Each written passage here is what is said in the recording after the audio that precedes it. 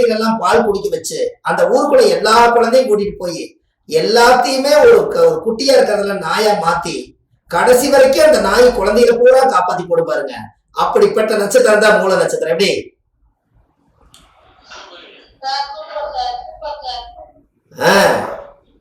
அப்போ அப்படி திருவாதிரை ஆண் நாய்ங்க. மூல நட்சத்திரம் வந்து பெண் நாய். என்னங்கம்மா? யாருமா? அம்மா திருவாதிரை நட்சத்திரக்காரர் என்னைக்குமே நல்லா யோசனை பண்ணிக்கங்க. திருவாதிரை அது வந்து ருத்ரன் பிறந்த நட்சத்திரம். அந்த ருத்ரன் பிறந்த நட்சத்திரம் என்னைக்காவது அவங்க திருவாதிரை நட்சத்திரக்காரு ஏதாவது ஒரு மயானத்துல அவங்க ஏதாவது ஒரு சவம் எரிஞ்சிட்டு இருந்துச்சுன்னா அந்த சாம்பலை எடுத்து திருநூலை நினைச்சு என்னைக்கு அவங்க வந்து சிவாய நமகன்னு பூசுறாங்களோ அன்னையில இருந்து அந்த நட்சத்திர தோஷம் நிவர்த்தி ஆயி. ருத்ரன் எங்க இருப்பாரு? அப்ப அங்கதான் சிவன் வாசம் செய்யறாரு. திருவாதிரை நட்சத்திரக்காரர் மட்டும் தின்னூறு எடுத்து நெத்தியில விட்டாச்சுன்னா நட்சத்திர தோஷம் நிவர்த்தி ஆகி திருவாதிரை, அதுக்கு பேரே திருவாதிரை, இன்னொரு திரை திறந்துருமா அவங்க வாழ்க்கையில இன்னொரு பிறப்புல. எப்படி? அதான் திருவாதிரை.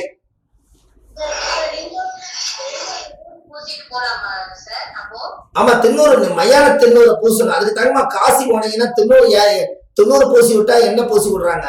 மயானத்துல எரியக்கூடிய நம்ம மனிதர்கள் வாழ்ந்த சாம்பலை தானே பூசி விடுறாங்க.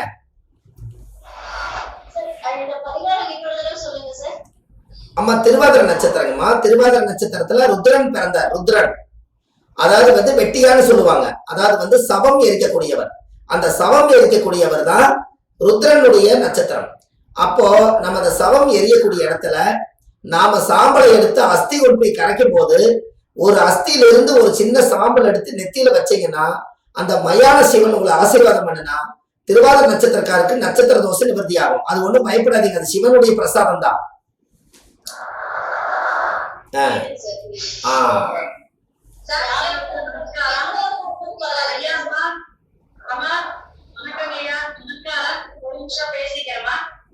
மிக சிறப்பாக அற்புதமான ஆதிகால பரிகாரம் அப்படிங்கிற அமைப்புல விஞ்ஞான வெளியில நமது சுபமாரி எல்லாரும் மீட் போட்டுடுங்க. ஒரு நிமிஷம் மீட் போட்டுடுங்க. சிவாய நம. இன்னைக்கு திருவாதிரை நட்சத்திரம் தர்ப்பணம் கொடுக்கறது, ஆலமரம் அரச மர விஷயங்கள், நம்ம தொழில எப்படி எல்லாம் நம்ம ஜெயிக்கணும் அப்படிங்கறத சூட்சமமா அழகா சொன்னாரு. திருவாதிரையில பொழுது முடிச்சுட்டாரு பாத்தீங்கன்னா. நாளைக்கு அமாவாசை. திருவாதிரை நட்சத்திரம் இப்ப பயணிச்சிட்டு இருக்கு. அப்ப நம்ம நட்சத்திரம் தான் நம்ம எல்லாத்தையுமே கிரகமும் நட்சத்திரம் தான் ஒவ்வொரு நாளும் பயணிக்கக்கூடிய அமைப்பும் செயல்பாட்டுக்கு கொண்டு வர நிலைப்பாடும். அப்ப நம்மளுடைய நட்சத்திரமே இப்ப வந்து பேசக்கூடாது. ராகுங்கிறது என்னதுங்க? தர்ப்பணம் கொடுக்கறதெல்லாம் சொன்னாரு. சூரியனை எடுத்து சொன்னாரு. ஒவ்வொரு பாவத்துல எப்படி வந்து ஒரு பெண் குழந்தை வந்து பிறந்து எப்படி எல்லாம் வாழ்நாள வர்றாங்க, அவங்க முன்னேறி கடைசி மோட்சத்துக்கு அடையறாங்கிறத மிக சிறப்பா முதல் பாவம் தொட்டு 12ஆம் பாவம் வரை சொல்லி முடிச்சாரு. இதெல்லாம் வந்து சின்ன சரவெடி தாங்க. நேரடி வகுப்புல நம்ம ஐயாவை பார்த்துப்போம். 4 மாவட்டங்கள் மிக சிறப்பா எடுத்தாரு. ஐங்கரம் குறுக்குல சேலம் மாவட்டத்துல ஆரம்பிச்சாரு. அடுத்த கோயம்புத்தூர், நாமக்கல், அப்புறம் பள்ளிப்பாளையம். நேற்று நேரடி மீட்டிங்ல கிட்டத்தட்ட 90 பேர் இருந்தாங்க. மிக சிறப்பா அற்புதமா 8 மணி நேரம் விடாது தன்னுடைய அமைப்புல காலையில 4 மணி நேரம், சாயந்தரம் 4 மணி நேரம் போற நேரமே தெரியல. அப்படி நோட்ஸ் எழுதணும். அவ்வளவு உற்சாகமான தன்னுடைய அனுபவ 30 ஆண்டு கால ஜோதிட அனுபவத்தை நமக்கு வந்து அழகா பயன்பாட்டுக்கு கொண்டு வந்தாரு. ஏன்னா அத்தனை அனுபவ கருத்துக்கள் அப்படி சரளமா எப்படி வருதுன்னா அந்த அனுபவம் தாங்க. அதுல அனுபவத்தில அந்த ஆதி காலத்தை மறக்காம பெரியவங்க மகான்கள் சித்தர்கள் சொன்னதெல்லாம் வாக்கெல்லாம் இவர் வாக்குல உட்காந்து சித்தரா இருந்து மகானா இருந்து நமக்கு சொல்றாரு.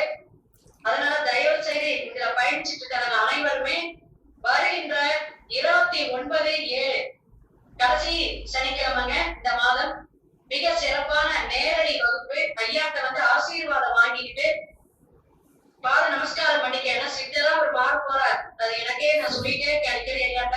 ஏன்னா வள்ளுவர் வாக்கு, அவருடைய ஒவ்வொரு வாக்குலையும் அப்படி சரஸ்வதி தாண்டவம் ஆடுது. ரொம்ப அனுகிரகம் வாங்கிட்டு மக்களுடைய ஆசீர்வாதம் வாங்கிட்டு வராரு. ஒவ்வொரு ஒவ்வொரு மாவட்டத்திலும் சிறப்பா இருக்காரு. அடுத்த அடுத்த மாதம் வந்து மதுரையில ஏற்பாடு பண்ணலாம் இருக்கும் அவருக்கு நேரடி வகுப்பு. அதுக்கு அடுத்து திருச்சியில, இது போல ஒவ்வொரு மாவட்டமும் தமிழ்நாடு முழுவதுமே அவர் கொண்டு போகணும். அவரோட ஆதிகால பரிகாரங்களை நேரடியா வந்து ஆசீர்வாதம் வாங்கிட்டு அவருடைய சூட்சுமமான பாயிண்ட்களை அப்படி வெடிகுண்டு மாதிரி வச்சிருக்காரு, சொல்லியிருக்காரு. 51 பரிகாரங்கள் அழகா வாங்கிக்கீங்க, வெறும் குறைந்த கட்டணத்தில். அதுவும் அவருக்காக இல்லை, ஏன்னா ஜோதிட உலகத்திலேயே ஜோதிடர்கள் அனைவருமே தெரிஞ்ச கருத்து ஒண்ணு சொல்றேன். ஐயா வந்து அன்னதான பிரபு அப்படின்னு கேட்டாவே கிட்டத்தட்ட 30 மாநாட்டுக்கு வந்து அவர் அன்னதானம் போட்டிருக்காரு. ஒரு குறைந்தது 100 இருந்து 500 பேருக்குள்ள வருவாங்க மாநாடு தான். அப்படி மாநாட்டுக்கு எல்லாத்துக்குமே அன்னதானம் போட்ட ஒரு அன்னதான பிரபு. அது இல்லாம கோயில்கள் மற்ற விஷயத்துக்கு அவர் அன்னதானம் பண்ணிட்டு இருக்காரு. குழந்தை காப்பகம், முதியோர் காப்பகத்துக்கு எல்லாம் கொடுத்துட்டு இருக்காரு. இதை விட சிறப்பு அதிரடின்னு சொல்ல போனா, இந்த இறந்தவங்களுக்கு மாதி தோஷம்னு சொல்லக்கூடிய அந்த பரிகாரமே என்னன்னா, இறந்தவர்களை ஏலப்பாளைய கொண்டு போய் நம்ம வந்து அந்த அவங்களுக்கு ஈம காரியங்கள் செய்யறது சடங்கு. அந்த விஷயத்துல ஐயா நிறைய பேருக்கு உடுமலைப்பேட்டை, பொள்ளாச்சி, இதுல பெரியாஸ்பத்திரி மற்றும் தனியார்ல இருக்கிற அதாவது அநாத பிணங்களுக்கெல்லாம் எடுத்து கைங்கரியம் பண்றதுக்கு அவர்னால முடிந்த உதவியும் அவர் கூடயே இருந்து அந்த வேலையெல்லாம் செஞ்சுட்டு இருக்காரு. அப்பேற்பட்ட அமைப்பெல்லாம் அவர் செய்யக்கூடியதை இன்னும் லிஸ்ட் போட்டு சொல்லிட்டே போலாம். 1 மணி நேரம் சொல்லலாம், நமக்கு நேரம் போதல. அதனால இன்னொரு வாய்ப்புல ஐயாவை ஜூம் மீட்டிங்ல அழைக்கலாம். வருகின்ற 29ஆம் தேதி சனிக்கிழமை கரூரில் ஓம் சக்தி கோயில்ல கீழே வந்து மேல வந்து கீழே கோயில் மேல வந்து மண்டபம் 108 பேர் வரவேற்கலாம் அப்படின்னு ஒரு அமைப்புல நம்ம செய்யறோம். இந்த 500 ரூபாய் எதற்குன்னா மண்டபத்துக்கு, உணவுக்கு, இதெல்லாம் நம்ம வந்து சிறப்பு கொடுக்கறதுக்காக தான் வசூலிக்கிறோம். தட்சணையோட நம்ம கத்துக்கிறதுதான் சிறப்பு. அதனால நேரடியா இப்ப கிட்டத்தட்ட 96 பேர் வந்திருந்தீங்க. இவங்க எல்லாருக்குமே இன்னும் மற்றவர்களுக்கு போய் செய்தியை சொல்லுங்க. அது பெரிய புண்ணிய பாக்கியம்.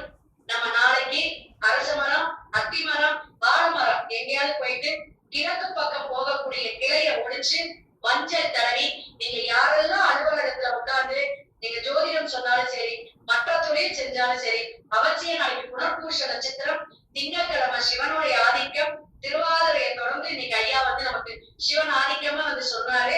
நாளைக்கு அவசியம் செய்யுங்க. குரு ஓரை அல்லது சந்திர ஓரையில செஞ்சாலும் சரி, அமாவாசையில நம்ம அவர் சொன்ன பரிகாரத்தை அவசியம் செஞ்சு மக்களை எல்லாம் ஈர்க்கக்கூடிய, எல்லாருமே ஜனவசியத்தை பெறக்கூடிய அமைப்புல வருமானத்தை ஈட்ட வேண்டும் அப்படிங்கிறது என்னுடைய சின்ன ஒரு இது. அவருடைய கருத்துக்கள்லாம் நம்ம எல்லாம் கேட்டுட்டோம், நோட்டு போட்டு எழுதிக்கிட்டோம். மீண்டும் சந்திப்போம் நேரடியாக. ஐயாவுக்கு எல்லாருமே நமஸ்காரம், வாழ்த்துக்களும் வணக்கத்தையும் சொல்லுங்க. ஒவ்வொருத்தரும் வந்து சொல்லுங்க. சிவாய நம. திருச்சி பிரபலம், கோவையிலிருந்து கிருஷ்ணவேணி, உங்களுடைய அன்பி. ரொம்ப சந்தோஷமா.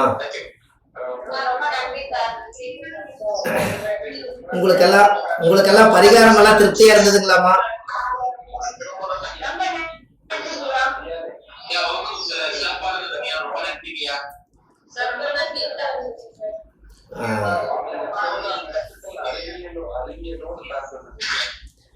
ரொம்ப சந்தோஷங்க ஐயா.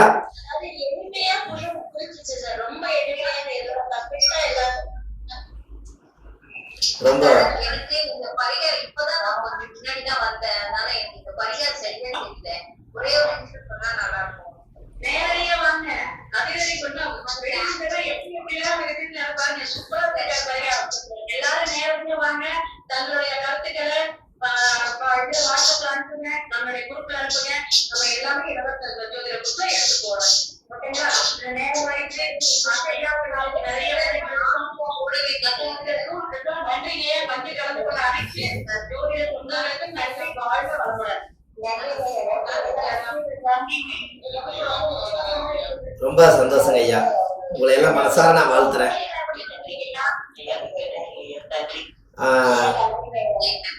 எல்லாம் ரொம்ப சந்தோஷங்கம்மா. உங்களை எல்லாம் ஒரு காணொளி மூலியமா எல்லா மக்களையும் நீங்க எல்லாம் நீண்ட ஆயுளோடு வருகிற அமாவாசை இது புனர்பூச நட்சத்திரம். ராமர் வந்து தர்ப்பணம் கொடுத்தார். ராமர் வந்து புனர்பூச நட்சத்திரத்தன்னைக்கு ராமேஸ்வரத்துல போய் கடலை குளிச்சுட்டு 22 கண தீர்த்த ஊத்தி இறந்த முன்னோர்களுக்கு தர்ப்பணம் கொடுத்தார். அதே போல நாளைக்கு எல்லாருமே உங்க குடும்பத்துக்குள்ள யாரெல்லாம் முன்னோர்கள் இருக்கிறாங்களோ அவங்களுக்கு எல்லாத்துக்கும் பிண்டம் கொடுக்க முடியலினாலும் திதி கொடுக்க முடியலினாலும் கூட ஒரே ஒரு சின்ன பரிகாரம் கடைசியா சொல்லி முடிக்கிறேன். ஒரு 10 ரூபாய்க்கு ஒரு எள்ளு வாங்கி 10 ரூபாய்க்கு ஒரு எள்ளு வாங்கி கொஞ்சம் வீட்டில் போட்டுங்க. 10 ரூபாய்க்கு எள்ளு வாங்கி என்னை படைத்த தாய் தந்தையுடைய ஆசீர்வாதத்தோடு, அம்மா கொஞ்சம் வீட்டில் போடுங்க ப்ளீஸ். என்னை படைத்த தாய் தந்தையுடைய ஆசீர்வாதத்தோடு என் பாட்டன் முப்பாட்டன் கொள்ளுப்பாட்டன் என்னுடைய 21 தலைமுறையில இருந்து முப்பிறவியில செய்த பாவங்கள் எப்பிறவிக்கும் தொடராமல் இருக்க இப்பிறவியிலேயே என் தந்தை வழியில் வந்த கர்ம வினைகளும் என் தாய் வழியில் வந்த கர்ம வினைகளும் நான் இந்த பூமிக்கு வந்த கர்ம வினைகளும் இன்றோடு நீங்கி முன்னோர்கள் எல்லாம் ஆசீர்வாதம் செய்ய நான் இந்த எல்லை எடுத்து நீரால நான் ஒரு துளசி செடி மேல ஊத்துறேன்னு சொல்லி மோட்சம் வரக்கூடியவர் புதன். புதன் என்பது மகா விஷ்ணு. அந்த ஜாதகத்துல 12ஆம் இடத்துல போய் புதன் நீசமா இருக்கிறதுக்கு என்ன காரணம் என்னன்னு கேட்டீங்கன்னா, இந்த ஒரு விஷயத்தை மட்டும் சொல்லி முடிச்சிடறேன். கயாவில மட்டும்தான் 32 பிண்டம் கொடுக்குறாங்க. அது கோதுமை மாவுல தேக்கடையில வச்சு கொடுக்குறாங்க. 32 பிண்டம் கோதுமை மாவுல தேக்கடையில வச்சு கொடுக்குறாங்க. அது ஏன் அப்படின்னா, நாம தேக்கி வச்ச மூதாதையருடைய பாவத்தை எல்லாம் தேக்கடையில வச்சு, சூரியன் என்பது கோதுமை, அதனால அப்பனோட உயிர் கருவிலிருந்து உருவாகி வந்ததுனால அந்த சூரியன் என்பது கோதுமை. அந்த கோதுமை மாவுல பிண்டம் முடிச்சு நம்ம தாத்தா முப்பாட்டன் கொள்ளுப்பாட்டன் அம்மா அம்மாவோட வழி, அப்பாவோட வழி, சித்தப்பா வழி, பெரியப்பா வழி, மச்சனோட வழி, நம்ம பொண்ணு கட்டின வழி, எல்லாத்துக்கும் ஒரு 30 பிண்டம் கொடுக்குறாங்க. இன்னொரு 2 பிண்டம் எது கொடுக்குறாங்கன்னு கேட்டீங்கன்னா, நம்மளை அறியாம நம்ம பிறக்காததுக்கு முன்னாடியே அனாதைய போய் இறந்து திதி கொடுக்காம தர்ப்பணம் கொடுக்காம அந்த ஆத்மா இங்க எங்கேயாவது சுத்திட்டு இருந்தாலும் அதுக்கு ஒரு பிண்டம் 31 பிண்டம். இன்னொரு பிண்டம் எதுக்குன்னு கேட்டீங்கன்னா, நம்ம வீட்டுல நாய் ஆடு மாடு கோழி எல்லாம் வளர்த்தி அது இறந்து போயிருந்தா அதுக்கு ஒரு தர்ம பிண்டம்னு ஒண்ணு கொடுத்து 32 பிண்டம் கயாவில் கொடுக்குறாங்க. நான் ஆத்துமாத்தமா கயாவில் போய் எல்லா முன்னோர்களுக்கும் நான் தர்ப்பணம் கொடுத்துட்டு வந்தேன். அது பெரிய ஒரு சந்தோஷம். அப்போ 32 பிண்டத்துக்கு 32 ஏன் வருதுன்னா, அங்கேயே நான் ஒரு பரிகாரம் எடுத்தேன். 3 2 5 5ஆம் நம்பர் என்பது புதன். அது எங்க போய் நீசமாகிறாரு? மீன ராசியில போய் நீசமாகிறாரு. அப்ப மீன